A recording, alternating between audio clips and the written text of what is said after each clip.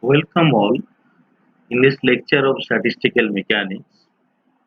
The topic of the lecture is negative temperature in magnetic dipoles. Following topics will be covered, that is magnetic dipoles, partition function of the system, thermodynamic parameters from the partition function, behavior of entropy, behavior of energy and magnetization, behavior of specific heat, concept of negative temperature, explanation from entropy and energy curve. Example. For this lecture, texts and figures have been incorporated from a book Statistical Mechanics by R.K. Pathria and P.T. They have written expression of internal energy, entropy.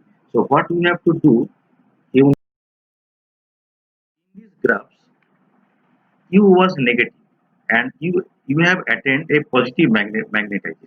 M was positive. U negative, M was positive.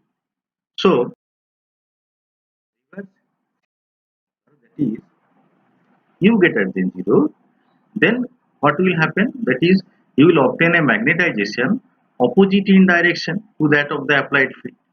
So this phenomena, that is when magnetization will be opposite in direction to the applied field. So that phenomena will correspond to the negative temperature T less than 0.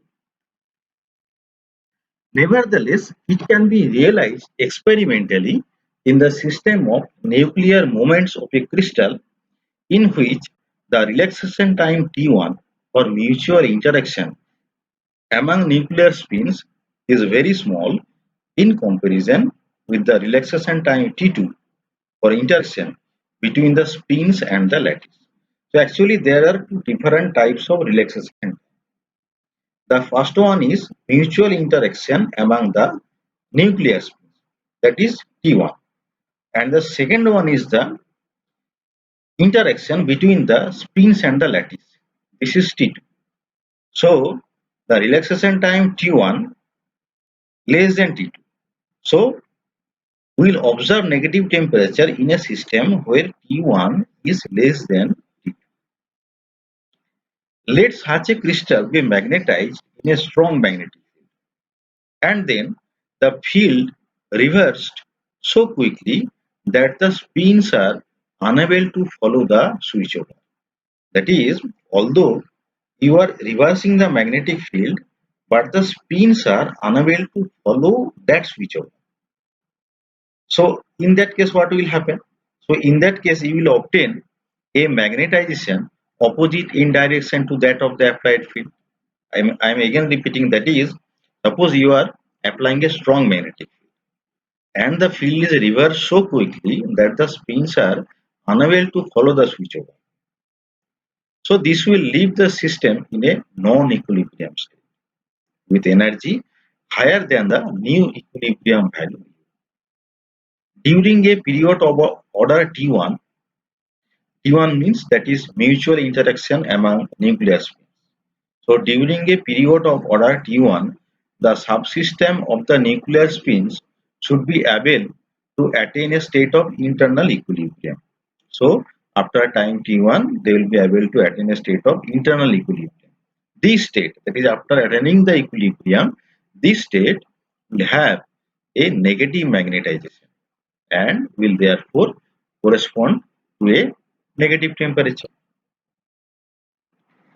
The subsystem of the lattice, which involves energy parameters that are in principle unbounded, will still be at a positive temperature. That is, some subsystem may be also in positive temperature.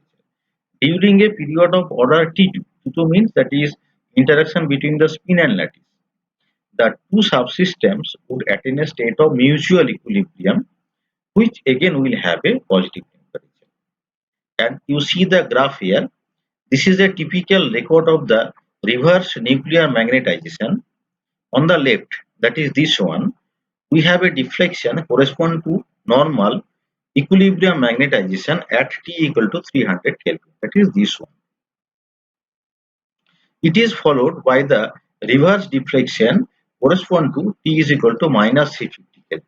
this is T equal to positive 300 Kelvin, and this is for T minus 350 Kelvin.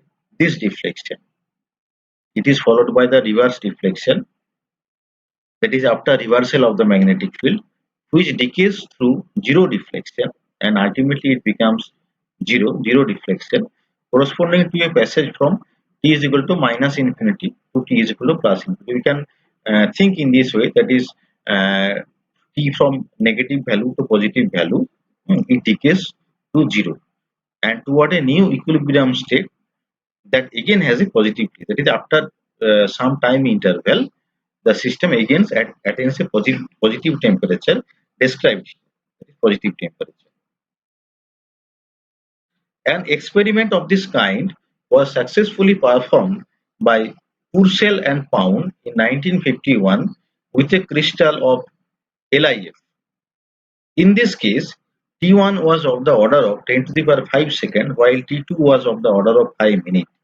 A state of negative temperature for the subsystem of spins was indeed attained and was found to persist for a period of several minutes. So this is what about the concept of negative temperature. Thanks for listening. For further reading, you can follow the book of Pathia and Pitt.